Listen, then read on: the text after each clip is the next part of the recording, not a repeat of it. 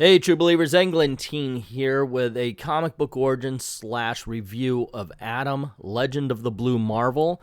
I was not very aware of this character, tell you the truth. I had stopped reading Marvel for a while. That's when he came around. I did a video about Monica Rambeau, the shameful history, the racist history of Monica Rambeau, and a lot of comments brought him up. So I was like, okay, I better check this guy out. So usually with comic book origins, I've already read the book at one point in time, and I'm able to pull humor from it, and it's kind of a roast. This is going to be more of a straight-up review because this is the first time I've read through it. I have read through the entire series. There are still going to be some jokes here because there's some silly things happening in this book, but overall, it's going to be a straight-up review. Oh, wait, one thing. The guy who wrote it, Kevin Graveau, I think. He's got some serious geek cred, man. He was in the Underworld series, played the Lycan. Obviously, he plays the big guy in everything he's in. But he also did the voice of Solomon Grundy for Batman and the Super Skrulls. So this man, he's legit. So let's see what he comes up with. Okay, so we're going to take a look at the cover. I believe it's Matt Broom. Same guy who does the interiors, and so the eye is drawn into the center of the frame where we see a cape and an arm. This is not good, gang. The font is bad. It's boring. You got Bullet Head, the villain.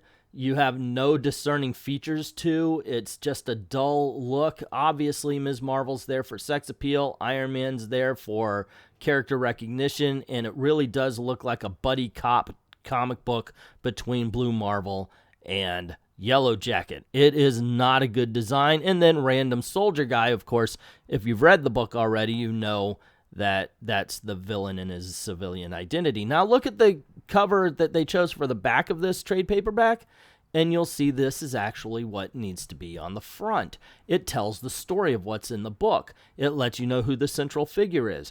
This is a decent cover. It's not a great artist rendition, in my opinion, but it would work a lot better. As it is, sorry gang, this is a very generic, very dull comic book cover.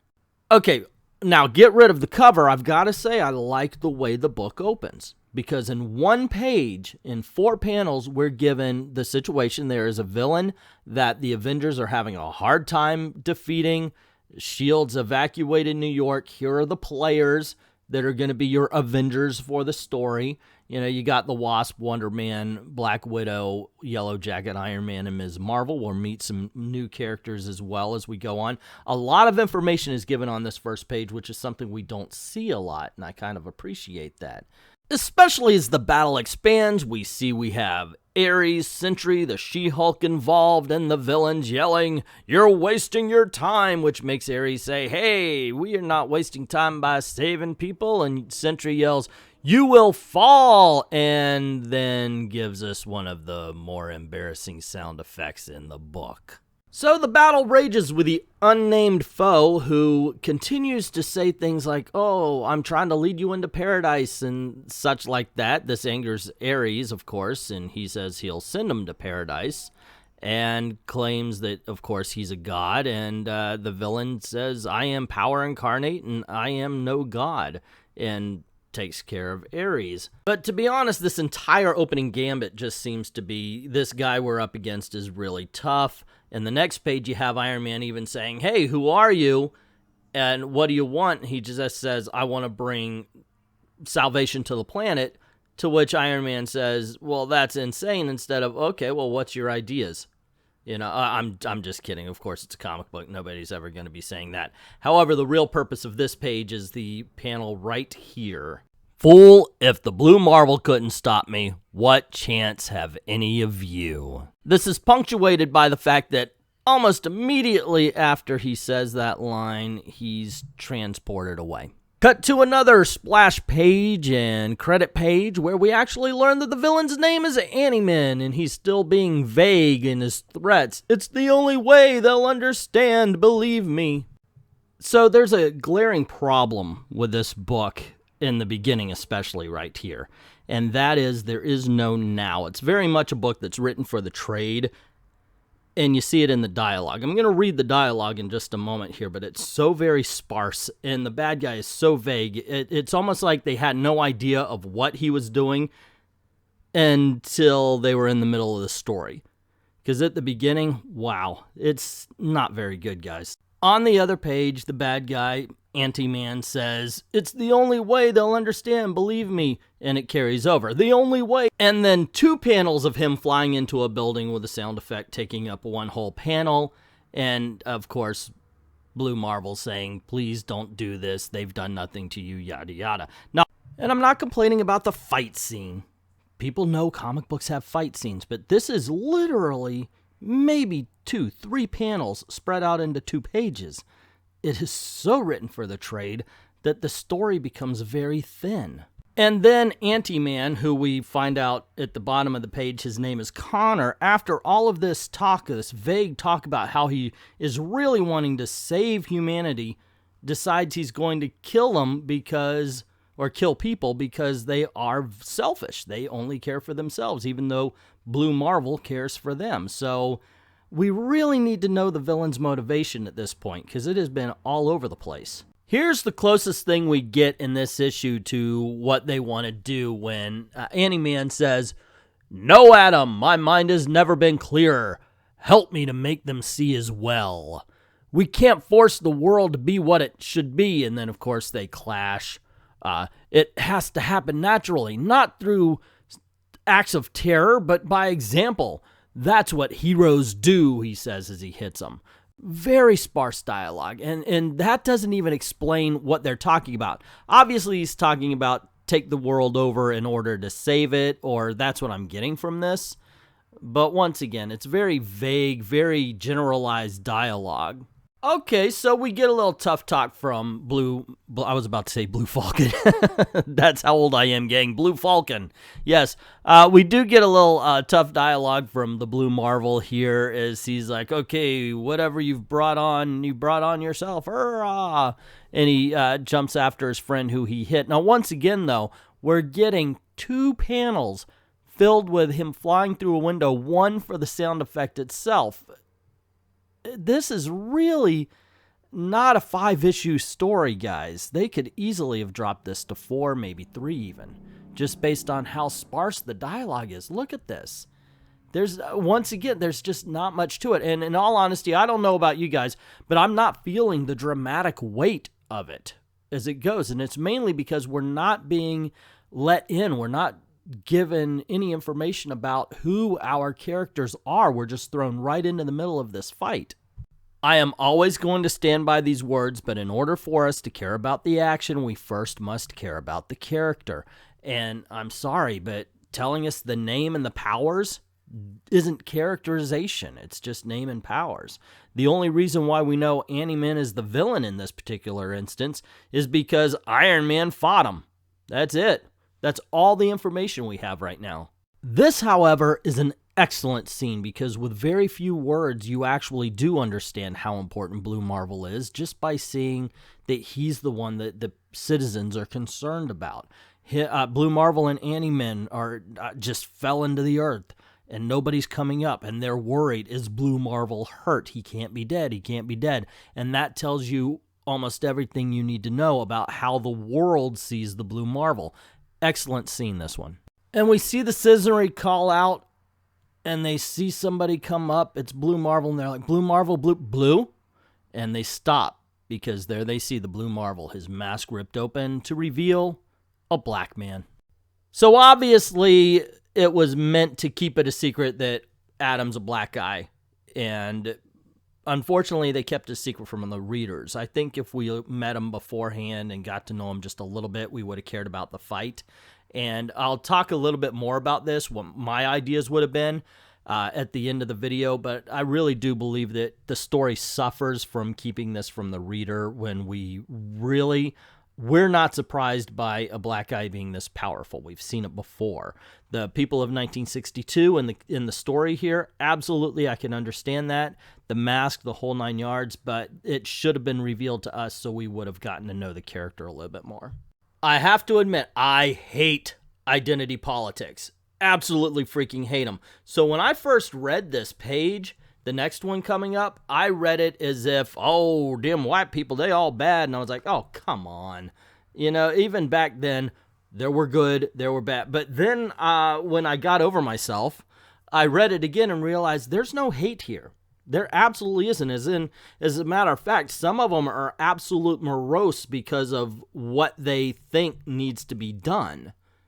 And that is, this elevated the book to me because I had to remember that at the time, the words used, and I will not use them here because I could get a strike, were the common nomenclature. They were not the bad words to be used when describing black people. It's just the way it was. And these are not people who are mad. These are people who are sad and worried about what the future brings. As you can see, they're here, they're looking at the photo, and they're talking about him. And it goes to say, this gentleman is the Blue Marvel, America's Blue Marvel, the magnificent master of might, the man of marvels, the blue bomber of battle. And then, of course, he says, you know, another word for black person that I will definitely get struck for if I say, so I will not. What kind of intel do we have, Mr. Secretary? Bits of his mask were torn, revealing different parts of his face. We ran this through military RMI protocols and got a match. Adam Bernard Brashear won a handful of medals in Korea. Graduated magna cum laude from Cornell in '54, electrical engineering, PhD, theoretical physics. Definitely not your average. Once again, I'm not going to say that, even though for the time, it wasn't bad. For now, it could get me struck. Brashear, Adam Brashear. Why do I know that name? Are you kidding? Jack, he was an All-American fullback from Cornell. Scored 5 touchdowns against Harvard in '53. And so far, it's been handled with a light hand. It's not very heavy-handed. They're not like, oh, we got to get him now because he lied. There really are weighing problems, at least for this first page. Let's move on and see how it turns out. And then the fear starts kicking in. And of course, hey, you know, it's the American government. They have to think about every contingency. As a matter of fact, I remember hearing once that we have a contingency if we need to invade the country of Chad. So it's everything. So once again, it's not being racist here. It's just being the government. It's being what they do. And they're talking about his power levels. And if things go tits up, what should we do? That kind of thing. And of course, the next day, Adam has a government car at his house. And they're saying, come along with us. Is this going to take long? And the guy says, don't worry about it. There's nothing to worry about. It will only take as long as the president needs you. And then there's a flashback to Korea where we see that Adam's convoy got hit. He worries about his friend Connor and notices an ambush, picks up a gun, and manages to save his entire troop, which leads us to exactly who's telling this particular story. And we see it's basically a racist general. Thankfully, the president and his advisors are not having any of it. I can't repeat what the general says without getting a strike. And I appreciate that. Now, here's the big question. In the golden age of Marvel, there were superheroes. Now, would the president also ask the white superheroes? Because you have to think about it. Yeah, sure, Captain America, fine, but you know that they talked about Namor. You know they should talk about the Wizard. What could they do about him? And, you know, all sorts of characters, anybody who displays superpowers. You have to understand that the government should have a contingency to take them down. Of course, here you go. They're talking about socio-political, basically racism. They're talking about racism with a guy who is as powerful as Superman, where actually we're finding out later from what I read, he's more like the Molecule Man, as a matter of, you know, with the powers he's got. So we're talking about somebody immensely more powerful than, say, the Wizard or Captain America or something. So, yeah, you got to think the government really does need to look into this kind of thing, white or black. And so we meet a young Senator Kelly who's trying to tell the president, look, we're on the precipice of the civil rights movement here, and people are going to get scared if they see a guy with this kind of power, a black guy with this kind of power flying around. They're going to get scared. And there was an instant where he even saved orphans and some white people threw bottles at him. So maybe he shouldn't be out there running about with his superpowers while we're trying to get these bills passed. And then Senator Kelly explains there's actually some black people out there who expect him to lead them through a white genocide, and they're mad that he hasn't done that yet. Of course, the general spouts off his racism, and the president goes, he's caught between two worlds. And then laments that for all the stuff he's done for the country, he can't even have a ham sandwich in a cafe in his own town. And then, of course, he says, we hold these truths to be self-evident that all men are created equal. I just wanted to see if I remember the words. Do you realize that this conversation, this gathering probably wouldn't happen at all if we had done more sooner? We could have taken down the white and colored only signs years ago, but we didn't. We could have abolished Jim Crow completely, but again, we didn't. But now that a colored man has come along who can stand up to us, we become paranoid, frightened children. Then this next bit of dialogue is one of those things where it's like, ooh, that sounds great, but if you think about it, it's nothing. It's like when you get one of those politicians, usually Democrat, steps up and says, and we need to end racism. It's like, no shit, Sherlock. You know, they're saying that just to get that rah-rah moment, but it absolutely means nothing because, you know, they're not going to do anything about it. So anyway, he goes on about and says, well, Rome wasn't built in a day, Jack, and Kennedy says, yeah, but if you were the one that wasn't allowed at the water fountains, would you think it's good enough? Well, you're the president. It's your decision. No, it's the world's decision. The whole world needs to... Of course the world needs to change. It's always needed to change. Forever and a day. And in 3,000 years, there's going to be something where people are going to go, wow, the world needs to change. And basically, a character that has so far been written pretty intelligently just gave up responsibility. And I'm sorry, if you're waiting for the other guy to change when it comes to all of this kind of crap, you're going to be waiting forever. So the president has him over. They start talking. Of course, it's small talk about football and such like that until the president gets down to business and says, we both know why we're here. My grandfather used to tell me about these signs that said Irish need not apply. And Brashear says, but they don't say that now, do they, sir? I'll get right to the point. The world's afraid of you, Mr. Brashear. They have visions of a vengeful, superpowered black guy, I'm not going to say the word, taking over the world. Naturally, Brashear gets mad at this, and he ends up asking the president, what about you? Are you afraid? And this is how the president answers. Everyone is afraid of people or things they don't understand, and from my experience, they really don't want to understand. Ignorance isn't bliss. It's familiar. And unfortunately, there's comfort in that. And so Brashear asks him, so how do we educate them, sir? Well, first, Brashear, why don't you ask him to answer the damn question? Because he totally dodged the hell out of that one, didn't he? Just saying, that's one of those things I see in movies a lot and I read in books a lot where it's like, okay, now why don't you just, like I said, answer the question?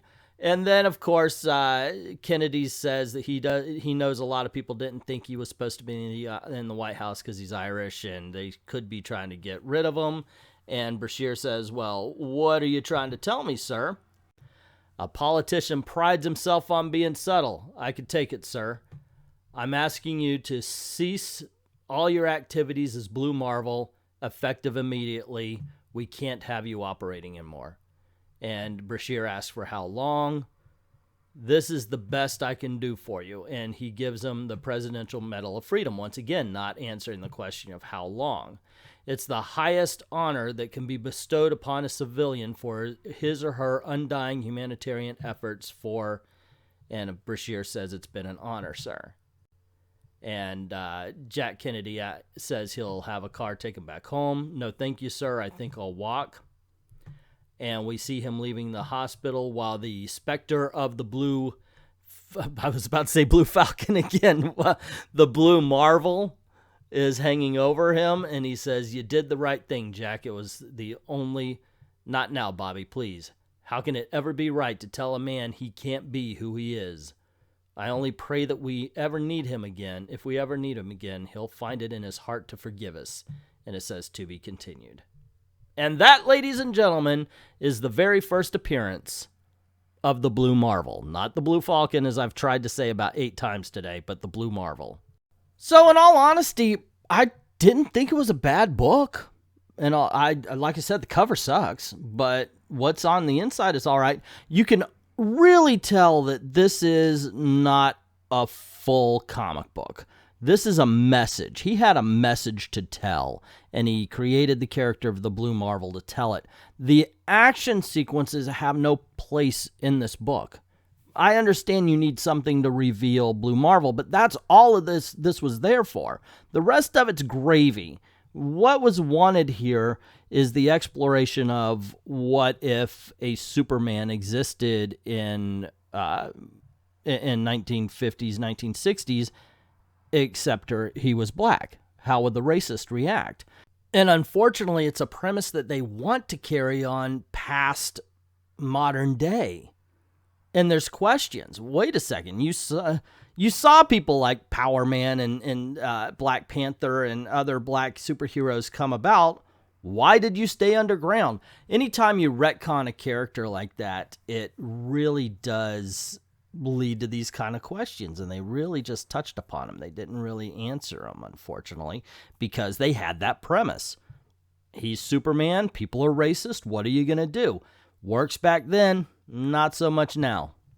Not in the Marvel Universe. At first, I was going to do a bit of an if I wrote my ideas on how they should have approached. Otherwise, I think actually it can fit its own video, so maybe I'll do like that, because it's about damn time I bring back if I wrote. Anywho, we really should have been introduced to Adam Brashear. He is not before the big reveal, because we aren't really introduced to him too much in this story. People talk about him, but they don't talk about him as far as who he is, other than that one scene where people are like, hey, what happened to the Blue Marvel? And we should have. There should be a lot more characterization of the lead character in the lead character's first appearance. Unfortunately, we just don't get that here. I can't really recommend this series, like I said, but the first issue is okay. I like the last part. The first half sucked. Let me know what you think in the comments below. Don't forget to click like, share, subscribe, and hit that notification bell if you haven't done that already. And if you don't mind helping out the channel, go on over to Ko-Fi, drop $1 in the till, and helps keep the lights on. Also, if you like to like the video, by all means, click on one of these boxes that are popping up around here and check out one more of our videos. Thank everybody who's already done that, and to everyone, all of the true believers, thank you very, very much for watching.